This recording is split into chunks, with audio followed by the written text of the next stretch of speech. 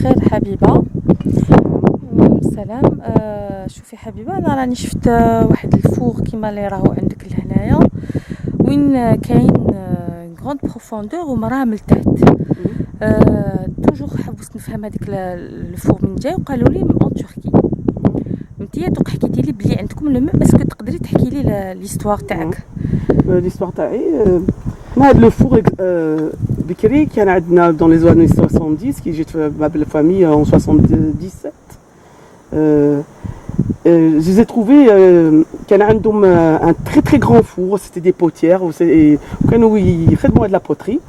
Ils avaient un très très grand four. Quand je me suis mariée chez cette famille de potières à la Ronde, ma belle-sœur elle descendait tout en bas du four. Elle descendait et moi j'étais à l'extérieur du four et c'est moi qui lui donnais les poteries, qui lui donnais les produits pour qu'elle les dépose sur le four. Alors une fois c'était très très grand, très immense, et on mettait dedans à peu près 60 cruches avec d'autres petites poteries qu'on mettait par-dessus. 60 cruches, des cruches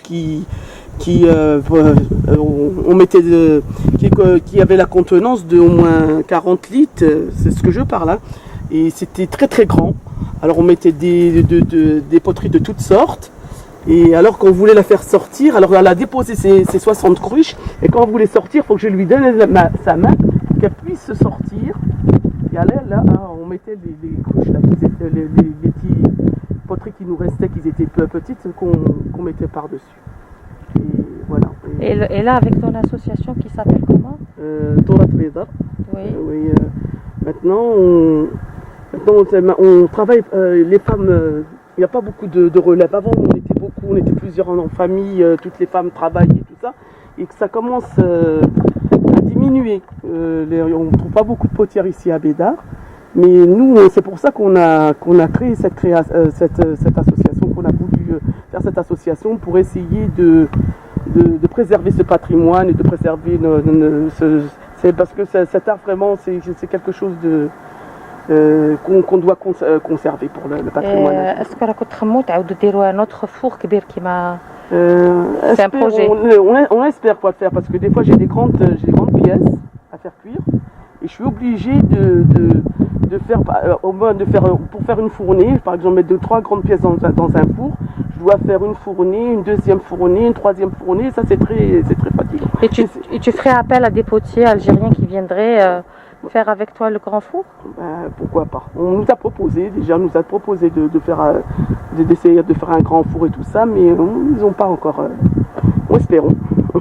Et si on vous fait appel à vous, on vous trouve où? Je suis à Bédar, c'est un village pas loin de Porcel, parce que Marseille-Midi, il y a beaucoup de gens qui connaissent, il y a beaucoup de touristes qui viennent. Même à Bédar maintenant, dernièrement, il y a beaucoup de touristes.